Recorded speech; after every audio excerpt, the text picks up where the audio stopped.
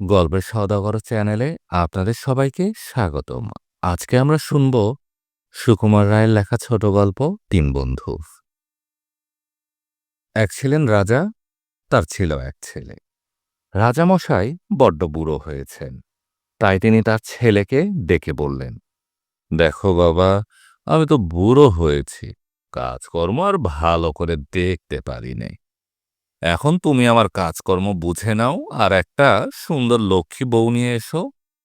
এ বলে তিনি সোনার চাবি রাজপুত্রর হাতে দিয়ে বললেন, হাতে দিলেন আর বললেন, রাজবাড়ির ছাদের দক্ষিণ কোণার ঘরটিকে এই চাবি দিয়ে খুলে তার ভেতরে যে সুন্দরী রাজকন্যাদের ছবি দেখবে, তার মধ্যে থেকে একটা পছন্দ করে আমায় এসে বলবে। রাজপুত্র তখনই সেই ঘরটিতে গেলেন। সেখানে গিয়ে তিনি একেবারে হা হয়ে রইলেন। ঘরটি গোল আর তার ছাদ ঠিক আকাশের মতো নীল। তারপর সোনার উপর তারা ঝলমল করছে। ঘরের চারদিকে সোনা দিয়ে বাঁধানো ১২টি জানালা, তার প্রত্যেকটির উপর চমৎকার পোশাক পরা একটা সুন্দরী রাজকন্যার ছবি আঁকা। তার মধ্যে কে যে বেশি সুন্দরী তাই সে ঠিক করতে পারছে না। এমন সময় সে দেখল যে একটা জানালা পর্দা দিয়ে ঢাকা। তাড়াতাড়ি সে পর্দা উঠিয়ে দেখে কি একটা অতি সুন্দরী রাজকন্যার ছবি। তার পোশাক কিন্তু একেবারে সাদাসিধে, আর মাথায় মুক্তোর মুকুট। বেচারার কিন্তু বড় বিষণ্ণ চেহারা, যেন তার দুঃখ কতদিনের। সে রাজকন্যাকেই সে পছন্দ করল, আর দেখতে দেখতে অন্য সব ছবি কোথায় যেন মিলিয়ে গেল। রাজপুত্র বড়ই আশ্চর্য হয়ে তখনই তার বাবাকে সব কথা জানাল। রাজামশাই তো সব শুনে মাথায় হাত দিয়ে বসে পড়লেন। সর্বনাশ! এই রাজকন্যাকে যে দুষ্ট জাদুকর লোহার বাড়িতে আটক করে রেখেছে, যে একে ছাড়াতে যায় সেই আর ফেরে না। তোমার কপালে যে দুঃখ আছে তার কি বলবো। এখন তো আর কোনো উপায় নেই। পছন্দ যখন করেছ তখন তার খোঁজে যাও।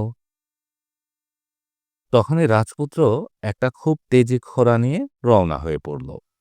অনেক দূর গিয়েছে সে। এমন সময় শুনতে পেল কে যেন বলছে, আরে থামো, থামো না। রাজপুত্র অমনি পেছনে ফিরে দেখল যে একটা লম্বা লোক তাকে বলছে, ওহে, আমাকে তোমার সঙ্গে নাও, দেখবে তোমার কত কাজ করে দিতে পারি আমি। রাজপুত্র বলল, তোমার নাম কি, আর তুমি করতেই পারো বা কি? সে বলল, আমার নাম ঢ্যাঙ্গারাম। আমি যত ইচ্ছা লম্বা হতে পারি। ওই যে তাল গাছের আগায় বাবুয়ের বাসা দেখেছ, ওটিকে আমি এখনই পেরে এনে দিতে পারি। তাতে আমার গাছে চড়বার কোনো দরকার হবে না। এই বলে সে দেখতে দেখতে তাল গাছের মতো লম্বা হয়ে গেল, আর পাখির বাসাটি পেরে নিয়েই চট করে আবার বেঁটে হয়ে গেল। রাজপুত্র বলল, তা তো দেখলাম, কিন্তু ওতে আমার কি সাহায্য হবে? এ বনটা পার হবার রাস্তা যদি বলতে পারো তবে বুঝবো আমায় সাহায্য করলে। ঠ্যাঙারাম আবার লম্বা হতে লাগলো, আর দেখতে দেখতে তালগাছ ছাড়িয়ে কোথায় তার মাথা গিয়ে উঠল। তারপর চারদিকে তাকিয়ে বলল, ওই যে রাস্তা দেখা যাচ্ছে। তারপর সে আবার বেঁটে হয়ে ঘোড়ার লাগাম ধরে পথ দেখিয়ে চলতে লাগ। খানিক দূর গিয়ে বলল, ওই যে আমার বন্ধু যাচ্ছে, ওকে ধরে নিয়ে আসি। বলেই সে চট করে আকাশের মতো লম্বা হয়ে গেল, আর ইয়া লম্বা ২ পা ফেলে তার বন্ধুর কাছে গিয়ে উপস্থিত হল। তারপর আর কোনো কথাবার্তা না বলে তাকে হাতে ধরে উঠিয়ে নিয়ে রাজপুত্রের কাছে চলে এলো।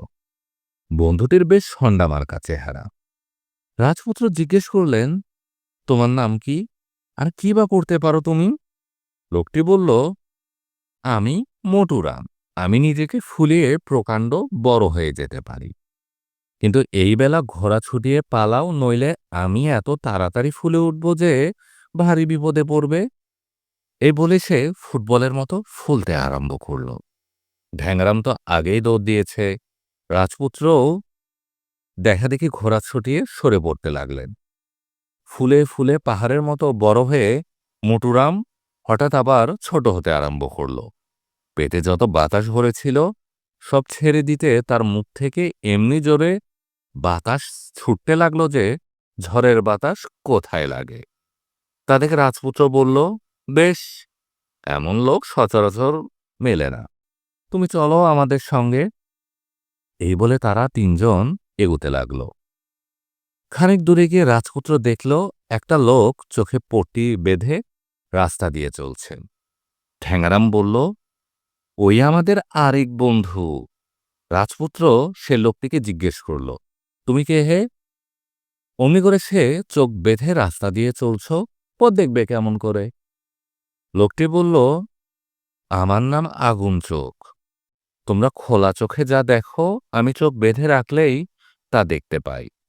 খোলা চোখে দেখলে যত মোটা জিনিসই হোক না কেন তার এপার ওপার স্পষ্ট দেখতে পাই। ভালো করে কোনো জিনিসের দিকে একদৃষ্টে তাকিয়ে থাকলে সেটা হয় হাজার টুকরো হয়ে ভেঙে যায়, না হয় পুড়ে ছাই হয়ে যায়। এই বলে সে চোখের বাঁধন খুলে সামনের একটা পাহাড়ের দিকে কটমট করে চেয়ে রইল। দেখতে দেখতে পাহাড়টা ফেটে ভেঙে চুরমার হয়ে একটা বালিঢিবি হয়ে রইল, আর তার ভেতর থেকে একটাল সোনা বের হল। আগুন চোখ সেই সোনার তালটা রাজপুত্রকে দিল। রাজপুত্র খুব খুশি হয়ে বলল, দেখো তো সেই রাজকন্যা কি করছেন, কোথায় তিনি আছেন, আর এখান থেকে কত দূরে? আগুন চোখ বলল, ওই যে তিনি একলা সেই লোহার বাড়িতে বন্ধ হয়ে বসে কাঁদছেন। ও সে তো অনেক লম্বা রাস্তা, এমনি করে ঘোড়ায় চড়ে গেলে 1 বছরেও সেখানে পৌঁছাতে পারবে না। অবশ্য ঢ্যাংরাম যদি নিয়ে যায় তবে সন্ধ্যার আগেই সেখানে পৌঁছে যাব। অমনি ঢ্যাংরাম আর তিনজনকে কাঁধে নিয়ে রওনা হল। সন্ধ্যার সময় সে লোহার বাড়ির দরজায় তারা পৌঁছে দেখল দরজা খোলা রয়েছে। তাই দেখে যেই তারা ভিতরে ঢুকেছে অমনি দরজা ধরাম করে বন্ধ হয়ে গেল, আর তারা সেই বাড়ির মধ্যে বন্দী হয়ে গেল। তখন আর কি করার, তারা এদিকে ওদিকে ঘুরে ঘুরে সব দেখতে লাগল। চারদিকে অনেক লোকজন, তাদের খুব জমকালো পোশাক, কিন্তু কেউ নড়ে না চলে না, সব যেন পাথর হয়ে রয়েছে। বাড়ির চারদিকে ঘুরতে ঘুরতে তারা খাবার ঘরে এসে উপস্থিত। সেখানে চারজনের জন্য নানা রকম সুন্দর খাবার সাজানো রয়েছে দেখে তারা পেট ভরে খেয়ে নিল। তারপর তারা শোবার জোগাড় করে দেখবে বলে উঠে যাচ্ছে, এমন সময় হঠাৎ দরজা খুলে গেল, আর একটা বুড়ো কুঁজো বিদঘুটে লম্বা পাকার দাড়িওয়ালা লোক একটি অতি সুন্দর রাজকন্যার হাত ধরে ঘরে ঢুকল। রাজপুত্রকে দেখে বুড়ো লোকটা বলল, বাপু হে, আমি সব জানি, রাজকন্যাকে নিতে তো চাচ্ছ, কিন্তু 3টে রাত যদি তাকে রক্ষা করতে পারো, তার আগে যদি সে হারিয়ে না যায় তবেই তাকে পাবে, নইলে এই এতগুলি লোকের মতো তুমিও পাথর হয়ে যাবে। এই বলে সে রাজকন্যাকে একটা চৌকিতে বসিয়ে দিয়ে চলে গেল। রাজপুত্র তো রাজকন্যাকে দেখে বড় খুশি। সে তাকে কথা জিজ্ঞেস করে, কত কথা জিজ্ঞেস করে, কিন্তু মেয়েটি কিছুই বলে না, হাসেও না। তারপর যখন রাত বেশি হয়ে এলো তখন ঢ্যাঙ্গারাম লম্বা হয়ে ঘরের চারদিকে ঘিরে রইল। মোটুরাম মোটা হয়ে ফুলে তার পেট দিয়ে দরজার ছেদ বন্ধ করে রইল, যাতে একটা ইঁদুরও ঢুকতে না পারে বা পালাতে না পারে। আর আগুন চোখ চারদিক খুব হুঁশিয়ার করে তদবির করতে লাগলো। কিন্তু সকলেই বড্ড ক্লান্ত হয়েছিল, তাই কিছুক্ষণ পরে সকলেই খুব নাক ডাকিয়ে ঘুমোতে লাগল। ভোরের বেলা রাজপুত্রের আগে ঘুম ভেঙে গেল, আর সে দেখল যে রাজকন্যা ঘরে নেই। তখন যে তার দুঃখটা হলো, সে তাড়াতাড়ি আর তিনজনকে জাগিয়ে দিল। আর তখন কি করতে হবে জিজ্ঞেস করল। আগুন চোখা বলল, ভয় কিসের, ওই যে আমি তাকে দেখতে পাচ্ছি। এখান থেকে 100 মাইল দূরে একটা বন আছে, সেই বনে একটা আম গাছ আছে, তাতে একটা আম ফলেছে, তারই আটিটি হচ্ছে সেই রাজকন্যা। ঢ্যাংরাম আমাকে কাঁধে করে নিয়ে চলুক, আমরা এখনই তাকে আনছি। অমনি ঢ্যাংরাম আর কথাবার্তা না বলে আগুন চোখকে কাঁধে তুলে নিল, আর 10 মাইল লম্বা একটা পা ফেলে ফেলে মুহূর্তের মধ্যে সেখানে উপস্থিত হলো। তারপর আমের আটি আনতে আর কতক্ষণ লাগে। সে আটিটি রাজপুত্রের হাতে দিয়ে আগুন চোখ বলল, এটাকে মাটিতে ছুঁড়ে মারো। আর রাজপুত্র কথা মতো কাজ করা মাত্র রাজকন্যা এসে হাজির। সূর্য উঠবার একটু পরে সে বুড়ো হাসতে হাসতে এসে দরাম করে দরজা খুলে ঘরে ঢুকল। কিন্তু সেখানে রাজকন্যাকে দেখে বেচারা এমন চমকে গেল যে আর একটু হলেই সে পড়ে যেত। তারপর রাগে গজগজ করতে করতে সে রাজকন্যাকে নিয়ে চলে গেল। সেদিন সন্ধ্যায় আবার বুড়ো এসে রাজকন্যাকে রেখে গেল।